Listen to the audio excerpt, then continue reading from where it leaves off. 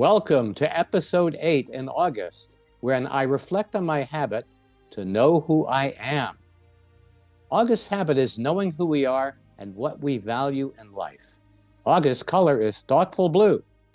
The goal for August is to write down your own values about family, children, personal behavior, work performance, and your role in the community.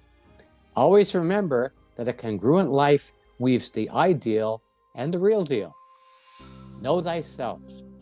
Aeschylus, Socrates, Plato, all ascribe to this aphorism.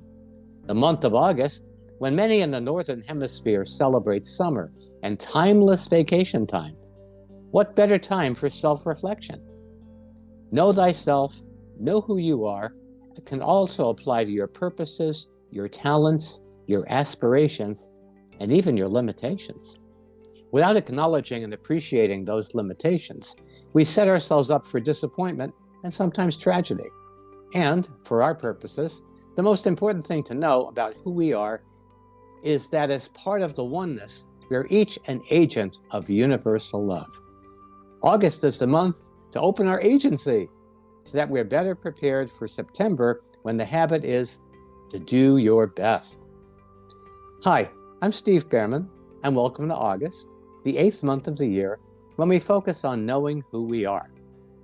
August is a time to find some quiet moments, maybe in nature, to review our lives and how we spend our time.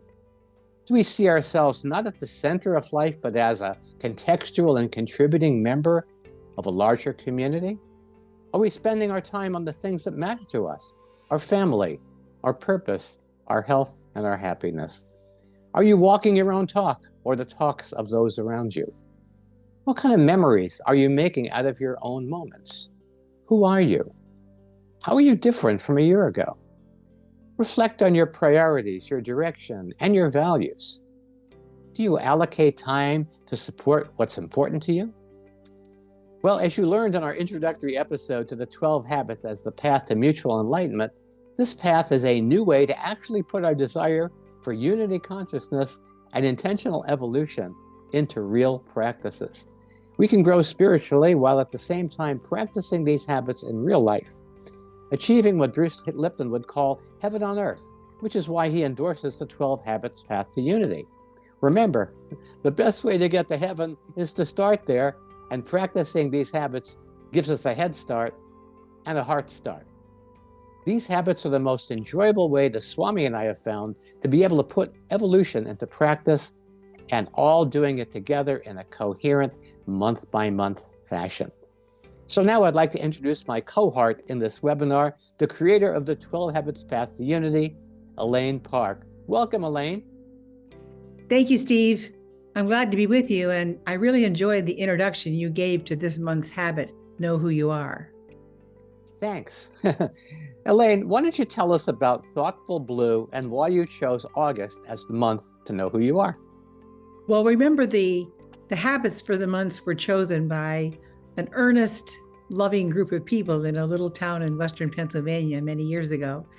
And I think the reason that we chose August as the month to know who you are is because, in the Northern Hemisphere, it's the hottest month of the year. Many people are on vacations. People are kind of kicking back. It's assigning a time of year or a specific period when you do sit back and take stock of who you are. We kind of get on that gerbil treadmill with our lives. And so this group felt that we did need a month to say to ourselves, know who you are. Ask ourselves those questions that you worded so beautifully in the opening to this episode. We chose Thoughtful Blue as the color for August because, God chose Thoughtful Blue to make the whole sky blue. And, when you kind of look up at the sky and see the clouds, and that's a moment when you're not thinking about your other problems. So we thought God had a pretty good idea, and we'd just take his idea and make blue the color for the month of August, Thoughtful Blue. One of the things we want to remember in August, when the month is Know Who You Are, is that every single person only has 1,440 minutes in a day. It's the great leveler. You might have more or less money, you might have more or less of almost everything else. but we all only have 1,440 minutes. And so in August, this is when we decide whether we're spending the time on the things that matter to us and what does matter to us. Are we working an 80-hour work week?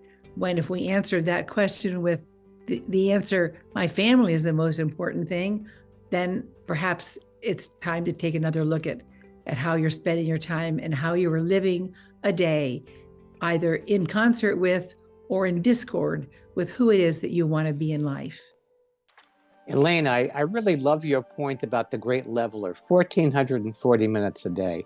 Everybody gets that. Doesn't matter how healthy or wealthy or wise you are, we all get the same. Of course, had they listened to Swami years ago and gone on the 8-day week, obviously we'd all have more time. But I guess we don't, and that's how it is. Also, thoughtful blue. It's such a contrast to July. Patriot red, thoughtful blue. Red is red hot. Blue is cool. So I'm reminded of Swami's call for political climate change, warmer hearts and cooler heads. So why not, in the heat of the summer, in the middle of August, why not chill? Why not chill? Why not stop all the activity in doing this, be still, and take the time to stop, look, and listen? So as we go deeper into these 12 habits, the more congruence we have between who we imagine ourselves to be and who we really are, the happier we are, and the more we're able to serve the scene around us. This is a congruency. This is the month for checking. Congruency. Checking to see if who you be on a daily basis is really who you are and who you want to be in this world. It occurs to me that know who you are is a higher octave of the February habit, you count. Because in order to truly make a difference, you want to find your own unique way of making a contribution and being the love that you are. So along those lines, Elaine, what suggestions do you have for self-reflection during August? Well, I already mentioned those clouds in the sky, thoughtful blue, that's God's color for thoughtfulness. And he covers us all with blue skies, at least, unless it's a rainy day, and we need that too. There's a lot of quotes in my book, The 12 Habits of Unity, but one of my favorites is people who are seeking immortality often don't know what to do on a rainy afternoon. That's the whole point. I think feeling meaningful in context, knowing that you are a part of something larger than you, knowing that you're making some kind of a contribution with the moments of your life is what matters. I would say that it was a huge impact on my life when I originally decided to leave corporate America. And I had this idea about the 12 habits and the months. And I walked out of a high-paying job and into a janitor's boiler room in downtown Pittsburgh. My husband had recently passed away, or within a couple of years of this time. And I was living on very little money a month trying to make this go.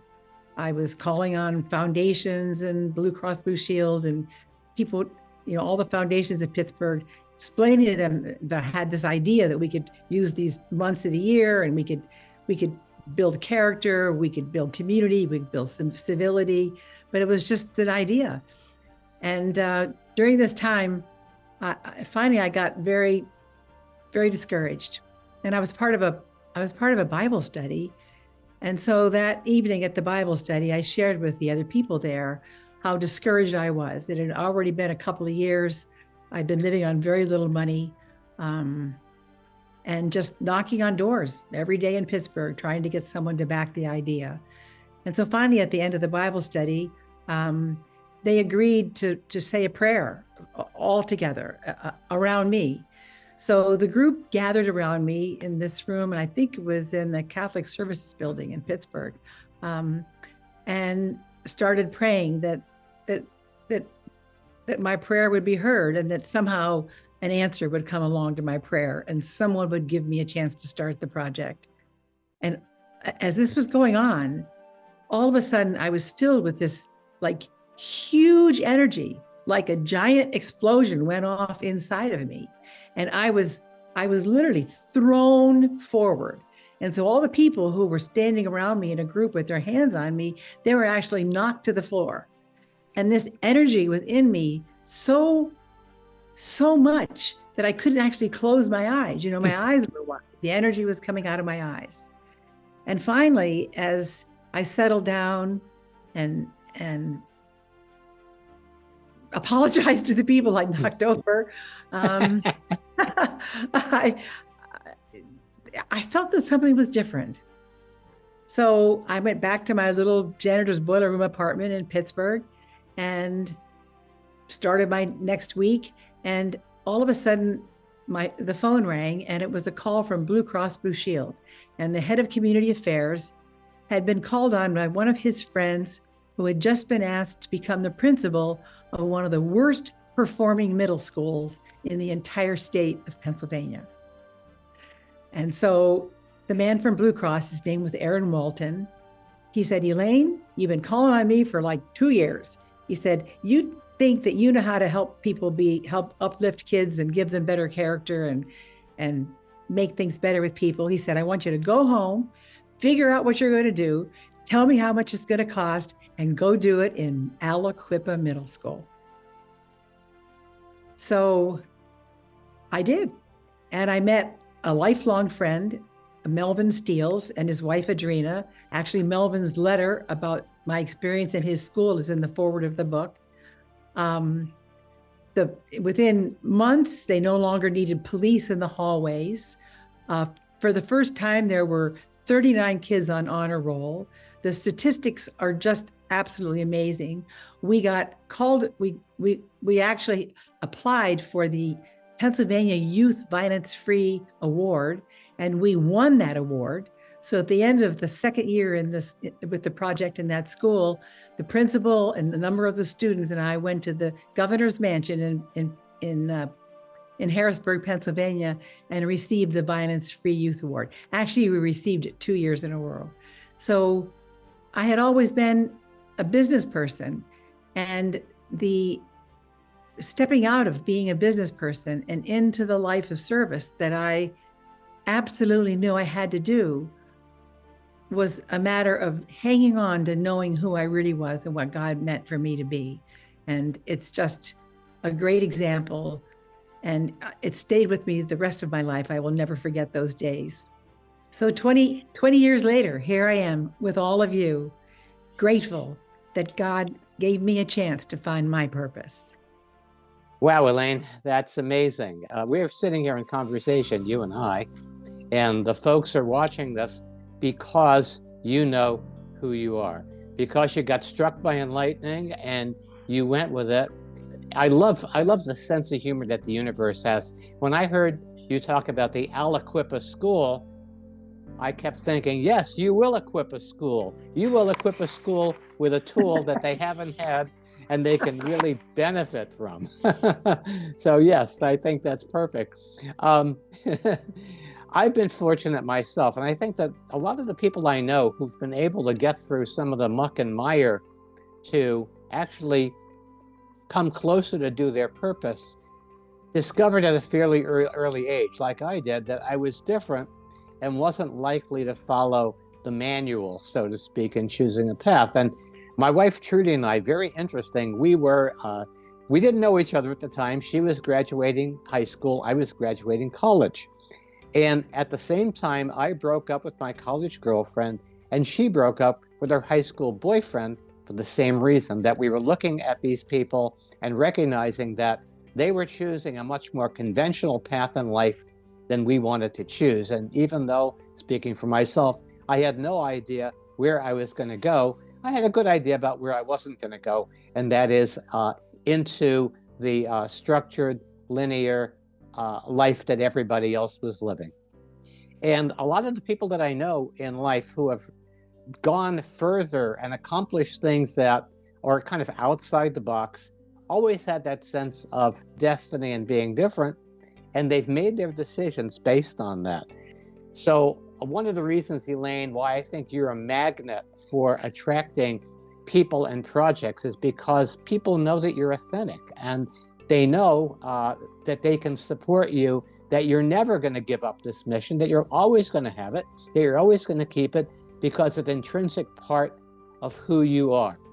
And I think everybody here, as I said in one of the prior episodes, quoting a Native American teacher, there is something that you are to do in this world, and if you don't do it, it won't get done. So in this reflection during this month of August, ask yourself, what is that I'm here to do? What is my unique gift? And to reiterate the Swami, each of us is totally unique, just like everyone else. And to quote Oscar Wilde, be yourself, everybody else is taken. Elaine, any final words or ideas for helping people become all they were meant to be without necessarily joining the army? Well, in this month of Know Who You Are, Steve, I've often thought, I've actually come up, maybe I've coined this concept, but I've coined the concept of what I call mental nutrition. We can go through all of the steps that we've talked about earlier in this episode, in examining ourselves and our mission and what matters to us and so forth. But the fact is, in today's world, we are in the midst of a stream of messaging coming through us electronically, through radio and television, through social media, the news. I mean, all this media is coming at us, and much of it is divisive and violent. And once in a while, you hear parents, you hear read an article about how parents can keep their kids off of social media or something. But the point is, it's really a big thing. And I call it, we need to be as mindful of our mental nutrition as we are of our physical nutrition. Now, think about that. I mean, think about all the nutritious cook, but think about the television shows and the energy that goes in to physical nutrition. But we don't really think in terms of mental nutrition. Asking ourselves at the end of the day, what kind of messaging have we allowed into our minds and hearts and our souls? I mean, how much violence have we allowed into our experience of life? I read a long time ago, long enough ago that it's probably outdated data, but that the average young person sees 18,000 murders before they're 18. So, no wonder that media has become almost real, especially to the younger people, where it's an even larger part of their life. So I'd like to propose to our audience that you really think of the concept of Know Who You Are from the bigger picture, in that let's actually start being mindful of our mental nutrition. Get up in the morning and ask ourselves, what is it that we want to take into our minds and hearts that day? You might want to think about flipping the TV and almost watching a show that's got a lot of violence in it, or letting your kids watch such a show, and say to yourself, I really don't want to put that in my mind or heart today. You might start reading an article and then you realize that it's very divisive, or perhaps you're wondering if it's all true. Why continue to force yourself to take in that information? So as a part of Know Who You Are and the 12 Habits of Unity initiative and the path that we're on, I'm asking all of our peer participants, let's really think about, are we nourishing ourselves with the messages we take in every day? It's a big part of Know Who You Are.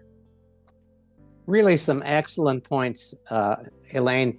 We are choosing, remember, this is a theme throughout this entire program. Are we feeding the wolf of love? Are we feeding the wolf of fear? And people say, well, I have to watch the news. I don't want to be in denial about what's going on out there. And the fact is, you don't have to be in denial. You can focus on the higher truth of unity. And coming from the higher truth of unity and nourishing yourself with that, it's a lot easier to face some of the shadow pieces out there without getting discouraged, because you're coming from a place where you know who you are, choosing the input from the outside that uplifts and nourishes. That's what this mental nutrition is all about. So, and after all, it's really true. You can't get somebody who doesn't care for themselves to care for others in the earth. All of these work together. So knowing yourself is a fundamental step in caring for yourself. And I love this idea of spiritual nutrition. So thank you so much, Elaine. So this month, the month of August, we invite you to stop and reflect, to know who you are and why you're here, and do take the time to mentally and spiritually nourish yourself. Remember, the better you care for yourself in here, the more you'll be able to contribute out there. And also, remember to join the Upwising. Join our community on Facebook so you can see how other cohorts are yesing themselves by knowing themselves. The practice for this month, the Hindu mystic Ramana Maharshi initiated this inquiry among his disciples. It's very powerful. Who am I? Who am I? That was the question, a very open-ended one. I've been in workshops where we asked that question and sought to answer it all weekend. That was the only conversation. It's a fundamental question that will cut through all of the identities that we've created for ourselves. On a more mundane level, in keeping with the knowledge that you are the Creator's creation, created to create, what do you value? What are your gifts? What is your overarching, underlying purpose? In knowing who you are is caring about who you are. And only if you care about who you are can you care about the earth, because that is what is going to bring us all together, saving this planet, knowing who we are and doing it all together. When we respect ourselves, when we care for ourselves, that radiates out, and it helps us out there in the world attract the people we want to be working and playing with.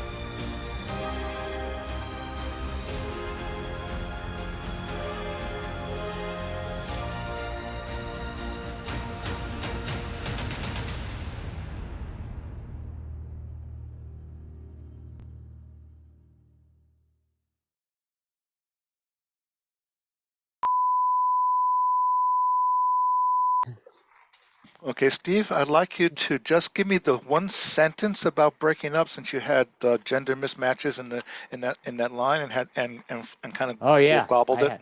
Yeah, I had a gender mismatch when I was in college. Okay, Not in today's world. Not in today's world. I fit right in. Okay, that goes on the blooper reel. That goes on the blooper reel. I hope you're keeping a blooper reel, Kurt, because that will be fun someday. We can make it a show. It's very interesting.